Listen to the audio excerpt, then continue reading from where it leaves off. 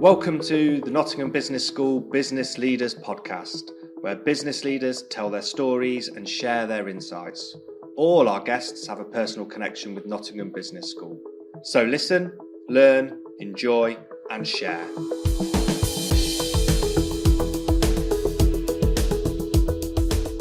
Welcome to another episode of the Nottingham Business School Business Leaders Podcast with me, Mike Sassi. Professor Edward Peck has been Vice-Chancellor of Nottingham Trent University since 2014, and his leadership has coincided with a period of unprecedented success. In the last 9 years, the number of students has increased from 23,000 to almost 40,000. NTU is now the 5th biggest university in the UK.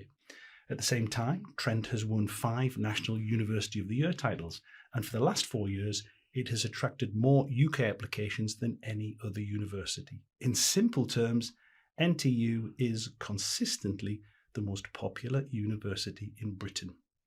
Which is why, after more than 30 episodes of this leadership podcast, we've invited our own leader to join us to share his insights. So, Professor Edward Peck, CBE, Vice-Chancellor and President of Nottingham Trent University, welcome to the Nottingham Business School Business Leaders Podcast.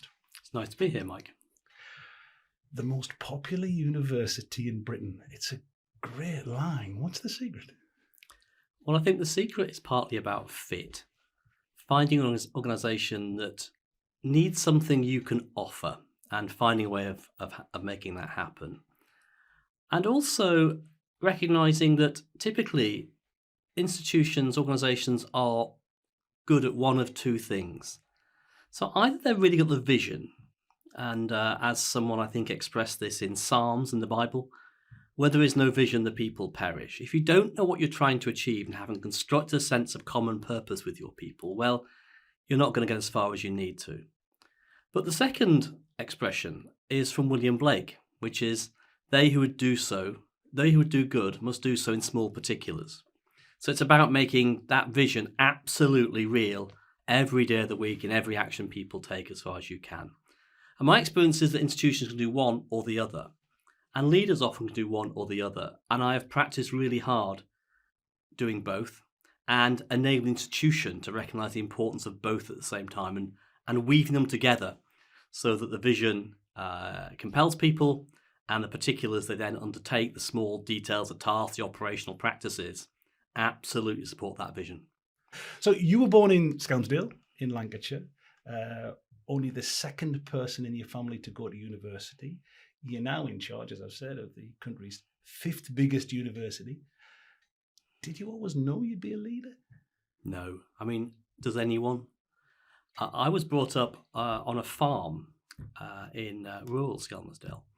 And so much of my childhood was spent relatively isolated. My siblings, including my brother, who was the first person to go to university, he left home before I was born. So I was quite a lonely child, so I was mostly leading myself and my imaginary friend, which isn't very hard.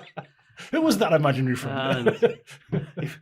It was whoever he or she needed, actually usually he, whoever I needed him to be on that particular occasion. He always came second though in those things. And actually that was quite challenging as an upbringing. And then when I was about 10, our farm was compulsorily purchased to build Skelmersdale New Town on. And so we moved into the centre of Skelmersdale, and I went to much more social interaction with my peers at school, out of school hours. And that was the making of me. I think that's the moment at which I started to develop some social skills. But I still sometimes catch myself as being quite an introvert. Of course, no one needs an introverted organisational leader. Completely pointless. Yeah. So I have to work really hard on being extrovert and engaged and engaging. I find it really quite tiring. There's some people who get real energy and life off other people because they are real extroverts, and I'm not like that. What it showed me, and what I think hopefully shows other people, is if you have got slightly introverted, slightly stand apart sometimes approach to life, you can work on that and you can develop a way of interacting as a leader, which looks like an extrovert and has all the characteristics of introvert. You just need to look after yourself. You need to give yourself time and space to recharge the batteries that aren't charged off other people the way sometimes an extrovert leader gets that charge off other people. So I think often people assume that certain personality types are better or worse at being leaders. I don't buy that for a second. It's about recognising in yourself what the resources you've got, what can you develop, what do you think works when you watch other people being an effective leader that you can bring into your own leadership performance? So I think that's what I got from those two experiences of having two very different childhoods in one childhood. But wait a minute.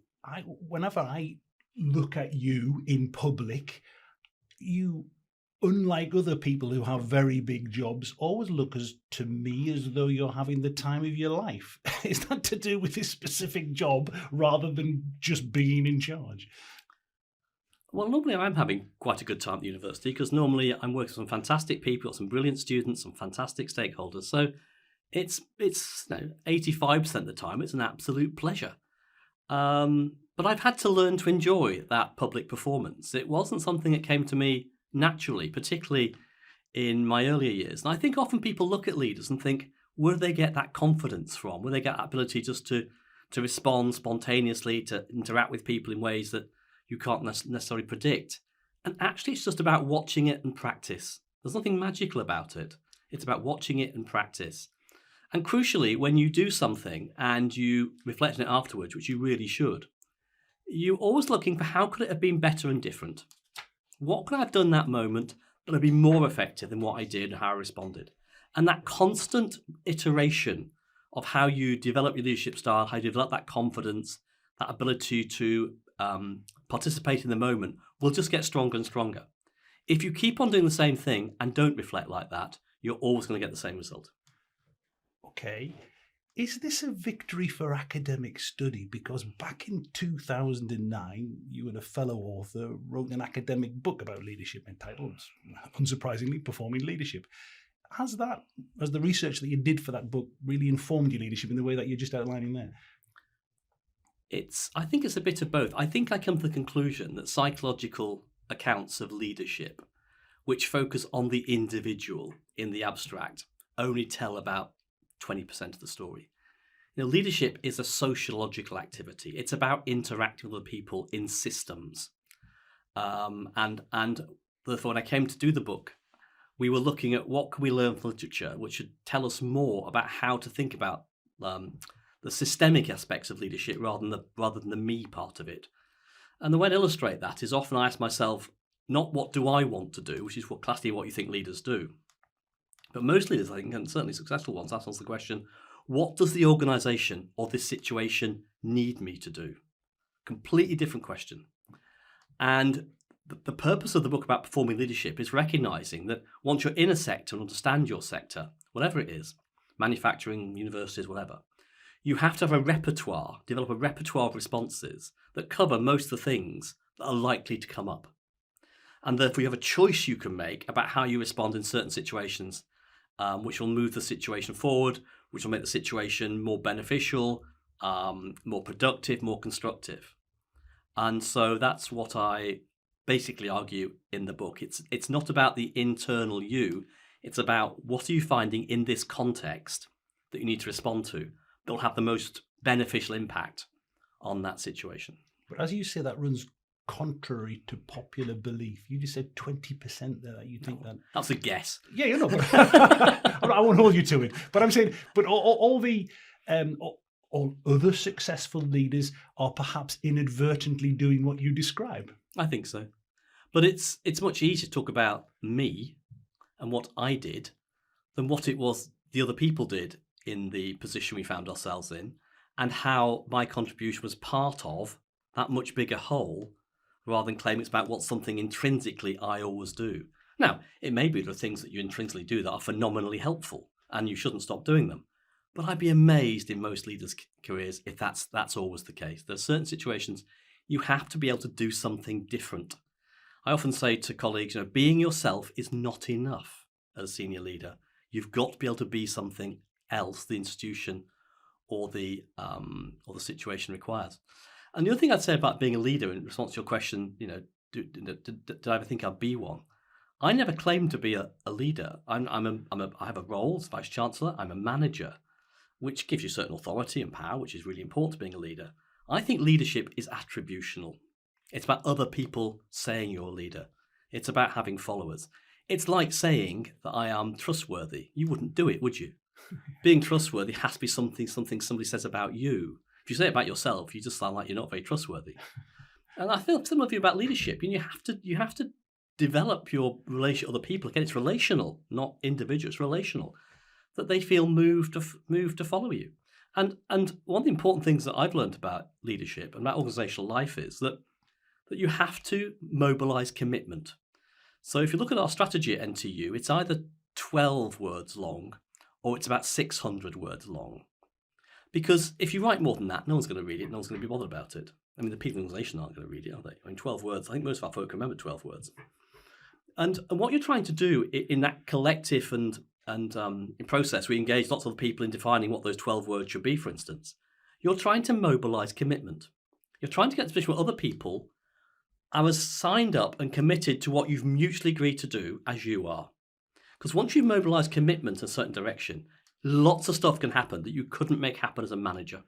So does that mean, you talked about the importance of people who follow you, does that mean you can only be a good leader if you have good followers? The only reason that NTU is successful with you as the, I'll say it again, as the nominal leader, is because everybody else here has bought into that, has worked out how to follow? Sufficient have bought into it. I wouldn't claim everybody has. Might that be a we'll come to that, yes. Okay, we could come to that. Because I have so you asked a question about the book. So I have to have a theoretical position about what I'm doing. I don't articulate it very regularly, but I think I know what I'm doing most of the time, and it is rooted in some theory of organizational development, organizational leadership. That's absolutely right. And part of that is about enabling people to feel they've got there's something about what they're doing that connects with their core values. And if people don't feel it connects with their core values, they're probably going to do something else. But it's not just about that. You have to give people a clear, it goes back, so that's about the vision, mobilizing commitment. It goes back then to small particulars. You've got to give people objectives. And I'm very committed to an appraisal process, which connects what the vision says with what you require from that particular individual, and they have to do it properly. We're very unusual as a university having a very well-developed appraisal system, but having quite an increasingly well-developed individual performance management system. Because my view is it's no good having the vision with people if on a Tuesday afternoon they're not doing at a high level what you need them to do. So I think those two things have to mesh together. Okay, so let's go back to yourself. In very practical terms, there's a real public, and this fits in with what you've said actually, but so let's explore it further. There's a real public service ethos running through your leadership career. You were originally an NHS graduate trainee. You went on to be director at the Centre for Mental Health Services. You had a variety of senior posts in higher education, and as I've already mentioned, you were recently appointed the government's National Student Support Champion. Is it important for you that your leadership makes a difference? Yes, absolutely it is. I think any leader would have to believe that, and the people around who are following have to believe. The leader believes it makes a difference. You have to persuade them of that. Yeah, you have to just absolutely enact it day in, day out, that this really matters. And when I say enact, this is not a kind of theatrical position. It's just you have to behave in ways that are completely consistent with what it is you are articulating, the values and the purpose of the organisations. It's more about people who are suffering disadvantage. That's the key driver. So in mental health services, my real passion was creating community mental health services and closing the old Victorian asylums, which virtually don't exist anymore. And I ended up leading an organisation which was run by the Department of Health and Government, which worked out a way of doing it, because no one else had worked out a way of doing it before. We did, and we were involved in closing tens of them over the years. So that was about the marginalisation of people with serious mental illness.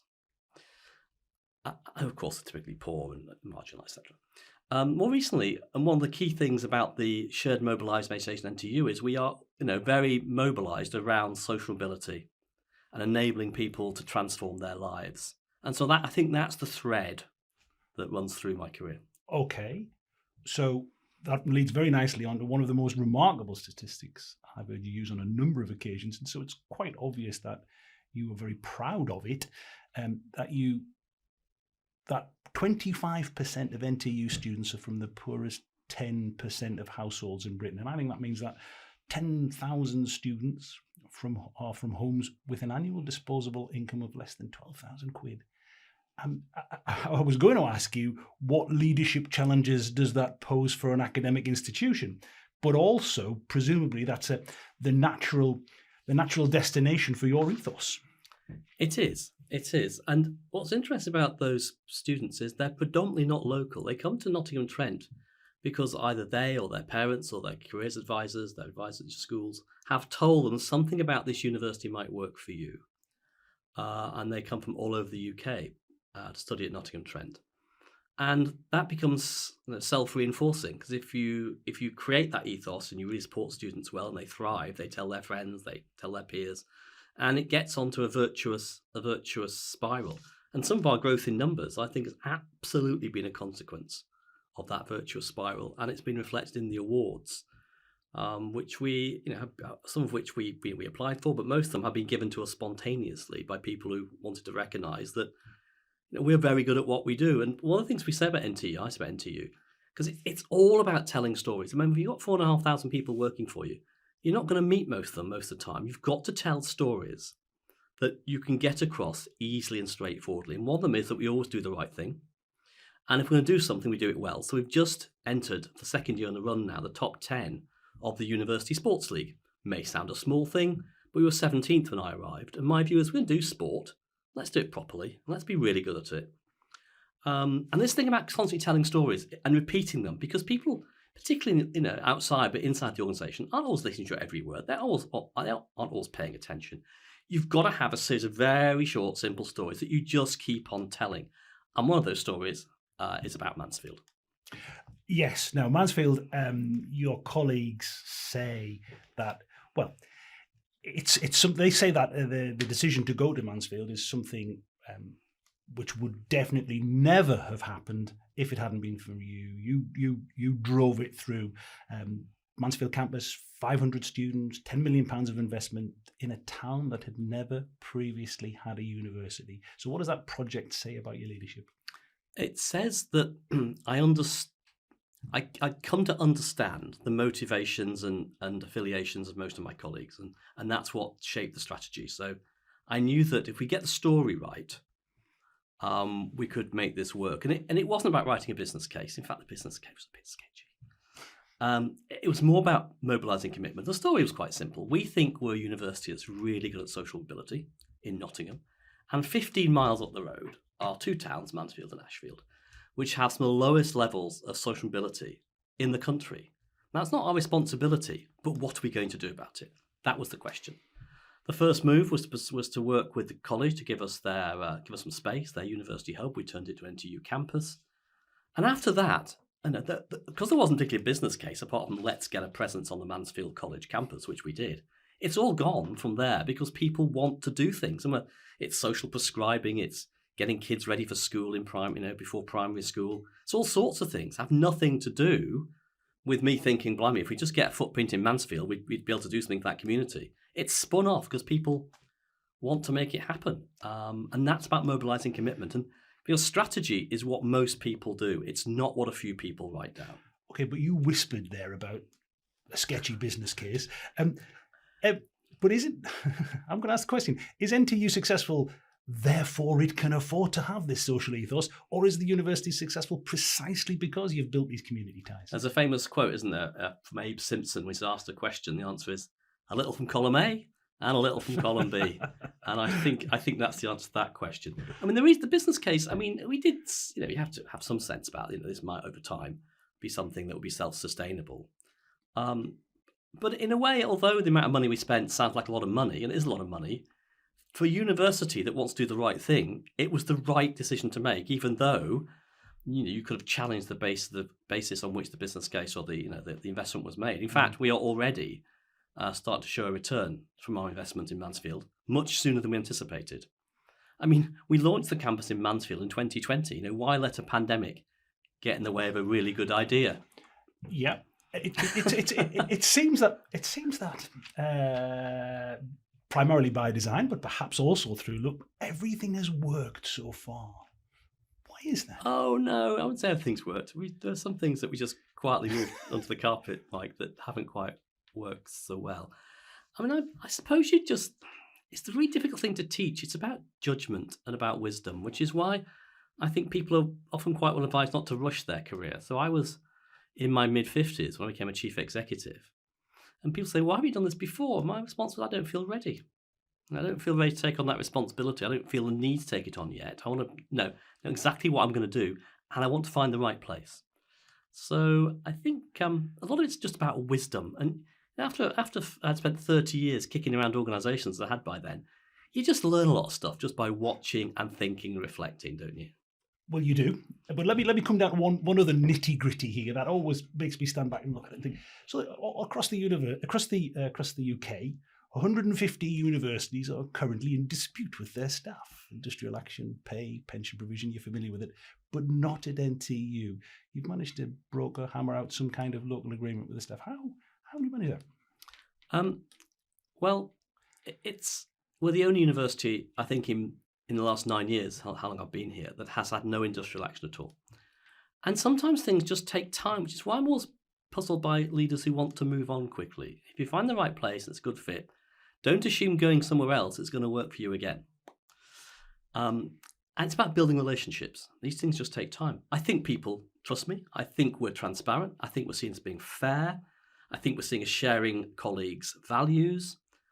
And we got to a position a couple of years ago where the national offer that was being made was not as good as the offer NTU could afford to make to our people.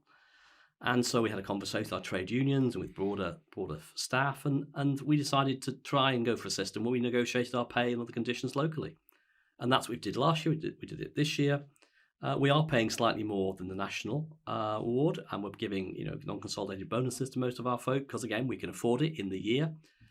Again, it's just the right thing to do. I mean, because we wouldn't have this money if colleagues hadn't earned it by their talent and commitment and hard work. So that's how we did it. And what puzzles me is why the universities aren't doing it. So that was quite a far-sighted move. And I'll go back to the theory here, and I'll say, look, I've spoken to several of your senior colleagues who say that because you have a very clear view of what needs to be done, because you know your mind, then you can be a really tough taskmaster. But aside from that, how I'll go at the front end of that statement. How does a leader establish such clarity?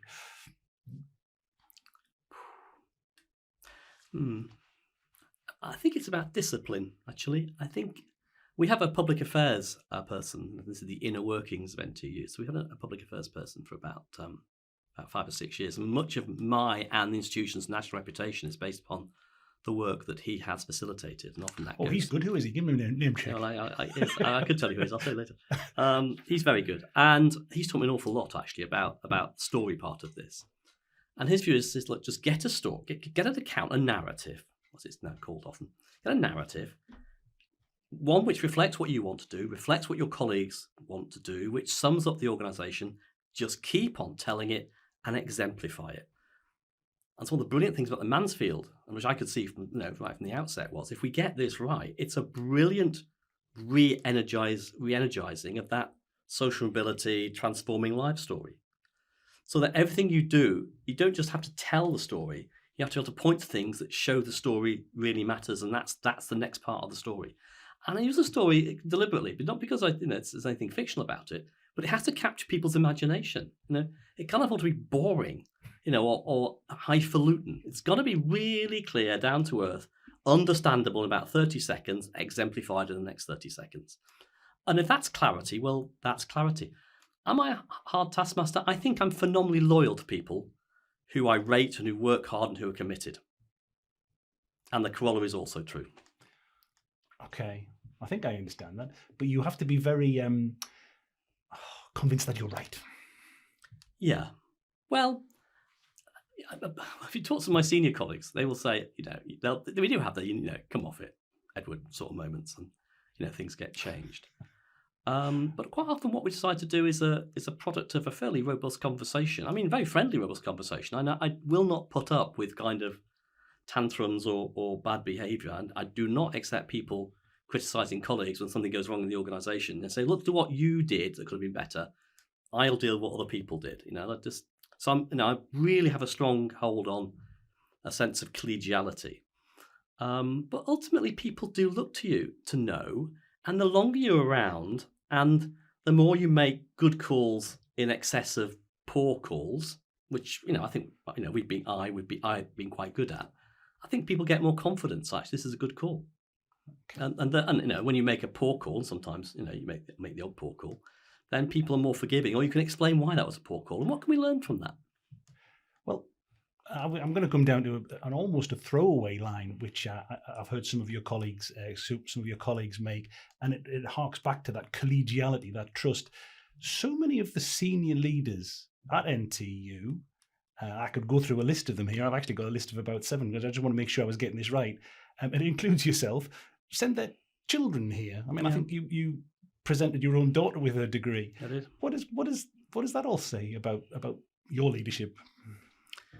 Well, it wasn't that I said to my daughter, "I'm the leader. I'm the VC of this I'm university." Sure that wasn't the case. You've got to be loyal, and you've got to go there, kid. But it's not just yourself. It's one of your very senior colleagues sent all 3 of his daughters. That's right. Yeah, that's right. Well, because I think it's because this is a great university, and it's a university for everyone's kids, not somebody else's kids. It's really important that you believe, not only in the social mission, but the educational quality and research activity of in my case, a university. You've got to believe as a leader in what you're doing can help anyone if it's the right fit. My daughter's now gone to a career in a museum consultancy, and she did museum and heritage studies here, so it's been a direct connection. So, the vocational nature of the university is what I think sold it to my daughter and my senior colleagues. Actually, typically daughters for some reason. Because it connected what they want to do next in their life. And I think that's absolutely what NTU is about. And why shouldn't anyone's daughter want to take advantage of that? You keep on, you mentioned it again there, you keep on talking about fit.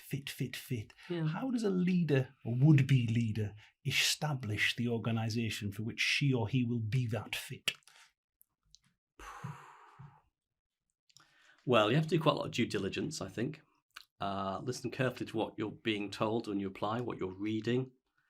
And the closer you get, if you're clear in your own mind what you think you're good at and what you want to achieve, you'll start to see it, smell it as you get close, or not, and then you'll... And of course, being Vice-Chancellor of Nottingham Trent University, it's a decision not to be a Vice-Chancellor, not just my decision, their decision as well, not to be a Vice-Chancellor of a different sort of university. So somebody once said to me of a different sort of university, you're not one of them, Edward. Because, your first career is in the NHS. You haven't come through that kind of traditional research route. No matter what a good leader you are, but their expression, not mine. You just don't. They won't accept you because you're not one of them. Whereas here, coming from a professional background, clearly I have a research history. I have taught. I've published. There's a much broader spread of people at the institution. Actually, my background speaks to most of the people here. So that I have got a connection of people who come from a practice or professional managerial background. Lots of us academic staff do. Of course, professional services people can see that I've been a leader in the NHS, which is professional service activity. When people recognise you have something that they have, there's affiliation between their experience and your experience. That's a good fit. And when you share values about what an organisation could go and what you should be doing, that's a good fit. I think they're the 2 things I'd point to. Which leads me nicely to our final question. As you know, this is a podcast for the Nottingham Business School. What advice might you give them? So 2 things. The first is something the chair of governors when I first arrived said to me. Obviously, I got in some sort of fairly pointless dispute with somebody in my early days. And he said to me, he said, Edward, never wrestle a pig. You'll both get muddy and the pig might enjoy it. The second one was something a colleague said to me. It's a paper that's been written. I won't go into detail because I'm not sure I've read it actually. But someone said to me, think of your leadership like this. Your interaction like this. You're in a courtyard having a conversation with somebody, and you're in the balcony of the courtyard watching yourself having the conversation with that somebody. And if you can do both those things at once, you've got a real discipline in what are you trying to achieve, how's it going to move you forward, and how do you make sure that what you do is appropriate and constructive. And it's a very difficult thing to do, but it's about discipline. So it's about having the emotional impact you want to have at the time you want to have it. And I say emotional, the rational bit of leadership is actually the easy bit. It's the emotional bit of leadership that's the hard bit. And for me, it takes real discipline. I'm as you probably can't tell from my accent, my dad was a Scouser. So very. But you are a Liverpool fan. Everton fan. Careful, I'm an Everton fan. That's what gives it away. But he was a classic Scouser, and he was the doyen of the smart put down. It took me years to learn to stop it. And one of the things I do actually is I wear a watch, and the watch, if you look at it, says 10 to 12, which it isn't, on the 6th, which it isn't. And the point of a watch is to remind me I'm at work. That's all. So you essentially wear a watch that doesn't work. Yeah, I wear a watch that doesn't work to tell me I'm at work, because you need to watch. You've got a phone, to tell you the time. But what the watch tells me is you are at work, and therefore you apply your work discipline to work. The other thing I never do, people have noticed this, I never drink at work. Even at social functions, at dinners, I never drink. And the reason is it starts to impact upon your discipline. And I know if I did, that certain of my other characteristics, this like smarty pants kind of thing I got from my dad, will start to kind of leak out, and it's just no one wants to see that. It's just not nice, it's not helpful. So I might look out for that next time. No, well, you should. Yeah. You were going to say you should, and then you thought, no, you're never going to see it, Mike. There's no point. Well, I hope you're not going to see it. And I think everyone knows what it is in their emotional makeup, which is probably their Achilles heel.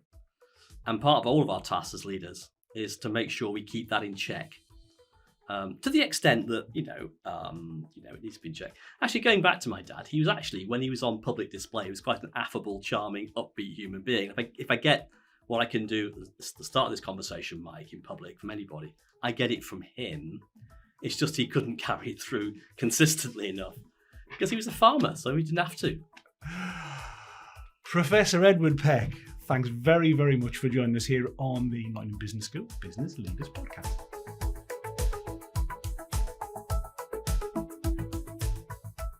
If you enjoyed this episode, then why not check out some of the others that are also available, including those with the IT giant Sir Ken Elisa, the chair of the FA, Debbie Hewitt, and the former chair of Burberry, Experian Standard Chartered, Sir John Peace. The Nottingham Business School Business Leaders Podcast is produced for Nottingham Trent University by Celtic Tiger Productions. Your presenter was Mike Sassi, and your producer was John Collins.